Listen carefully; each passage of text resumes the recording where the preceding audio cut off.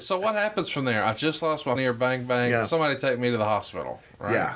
Yeah. So I go there accompanied by the ear in the plastic bag with the ice. Did they have an ambulance there on site? Yeah. A Krankenwagen. Krank means sick. Krankenwagen. So you go to the Krankenhaus, the sick house, and the Krankenschwester is the nurse, right? Everything based on the keyword krank or sick.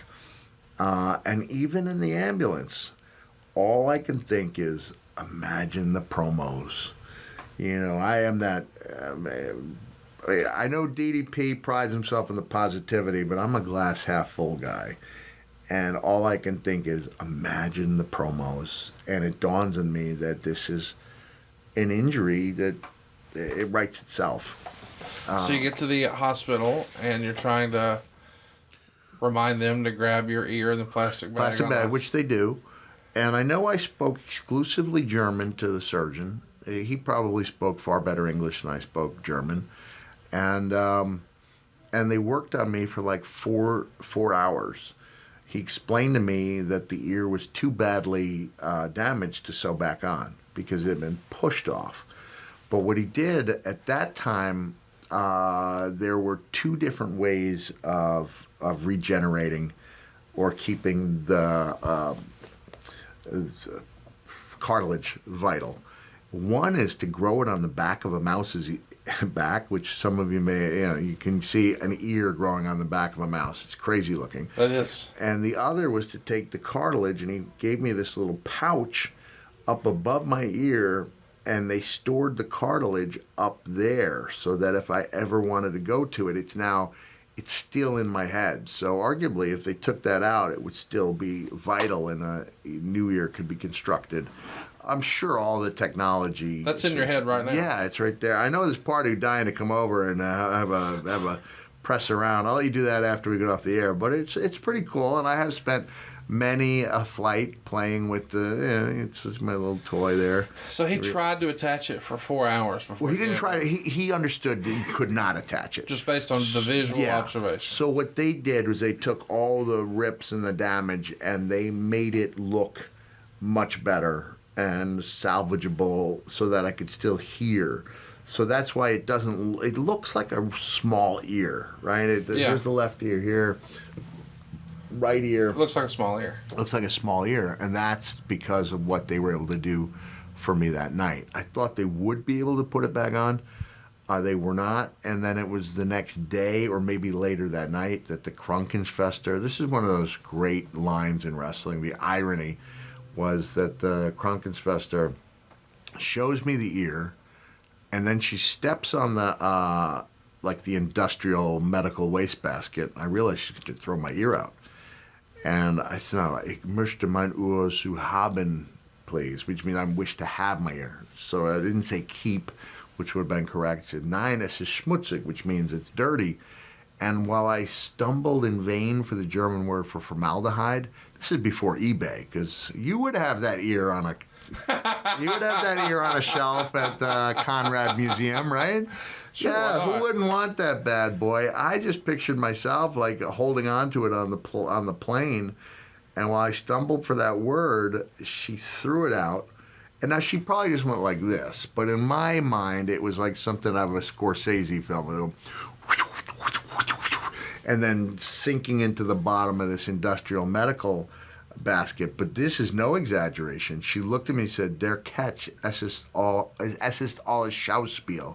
Ja, Schauspiel means like a big joke or a show or fake. So she was saying that their catch, the wrestling, is all fake, yes? And I just looked at the garbage bag can. I thought, if there's one time you should be given the benefit of the doubt on that whole fake real thing, it's when you've just had your ear thrown out in a garbage can in Munich. But it's amazing to me the person who threw your ear away then wanted to confirm wrestling's fake, right? Wanted to confirm it, right. Is that not a real ear? I mean, my goodness. So you did not keep the ear. Did not keep the ear. And now, look, EB is your main man, right? Yeah. And I love EB. I've grown to really appreciate EB and understand that if he hadn't given away the results, then, I'm in a different place, especially the way that I was seen within the business. Right. within the business when they saw those ratings. Whoa, I think we may have underestimated this guy's. It was no longer an opinion that you were a top guy. It was a fact. Yeah, thank you. But I believe Eric may have forgotten to call my wife. He said that he was going to make that call. So when I called the next day and I said, did Eric Bischoff talk to you? And my wife, no, what? I said, well, I've got some good news and some bad news. She said, well, what's the good news? I said, good news is I'll be coming home from this tour a couple days early. She said, what's the bad news? I said, one of my ears is not making the journey with me. And that's when she screamed, no. And the worst part of the stay for me was that I was by myself in a room, which is generally what you want, but I had no reading materials. There's no TV. There's no one coming to visit. It's just whatever those 42 hours I spent by myself.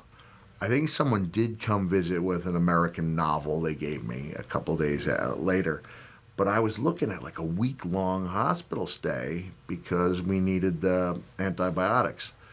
And I convinced them that if I could catch a nonstop flight and get to a doctor as soon as I got there, I'd only be missing one antibiotic treatment. And that was the difference between spending 3 days in 2.5 days in the hospital and spending a week in the hospital. So, just to add context to this, Bischoff was there that night? No. I think I spoke to him on the phone. Okay. I think I spoke to him on the phone, and he said he would tell my wife. You said a moment ago, they were able to make your ear look like a small ear, so there was a little bit of, maybe not plastic surgery, but cosmetic of some sort. Yeah. But they saved your hearing. So we didn't talk about that. Could you hear, or was it just muffled because of the blood, or what was happening? Excuse me? In that moment, was your hearing lost? Yeah, no, it was okay. But they were concerned that it could potentially lead to hearing loss? I don't think they ever approached me about that. Okay. I don't think they ever thought that was an issue. It never crossed your mind, though. You knew it was, for lack of a better word, a flesh wound. I was too excited about the promos I could cut. Okay, I see. And I remember one time my youngest son, Huey, when he was like 8, he finds the photo, right? And oh, God, there's his dad. He goes, Dad, are you okay? I said, yeah. He goes, can you hear? I said, what? He said, can you hear? I said, what? He gets real up close. Like, yeah, buddy, you got to speak up. I've only got one ear. And then I tell him I'm ribbing him. So the ear, that was never an issue. What was an issue was because of the reshaping is that this ear would get easily infected. I see. So if when I went in the Foley pool, it was almost a given that there was going to be a price to pay for that. Whenever I chose to go underwater, this is even still today. Yeah, even still today, because it's like it has to go down a. I can't listen to the phone in this ear either, just because of the way the ear is shaped. It doesn't lend itself to a conversation. You ever try to put an earbud in? An ear, one of those Apple gimmicks? I may have. I do know that there's that uncomfortable moment when WWE would try to mic me and put the thing on. Like, I remember Renee saying, "Are you going to tell them?" Renee Paquette, and I'd say, "Let him find out himself." So it takes about like 30 seconds for them to realize what. I don't have an ear. Don't worry about it. But other than that, for a while I couldn't wear sunglasses. You were there when I mentioned to Nothing But Groans that I had to give up my dream of becoming a carpenter. The worst joke. But here's the thing. It never gets over, which is why I love it. You did it on ACW TV, something like that. Did I really? I thought you did something with a pencil. It's such a groaner, but for people who do get it, they get a kick out of it. But it's never like it gets a lot of laughs. It gets 1 or 2 laughs. And then even after I fill people in on the punchline, it's still not that funny. But I love saying it because, I love that. You need that in your show. Yeah, you need to have one groaner, yeah. Not every match is a 5-star. That's right, Not yeah. every joke is. There you go. There you go.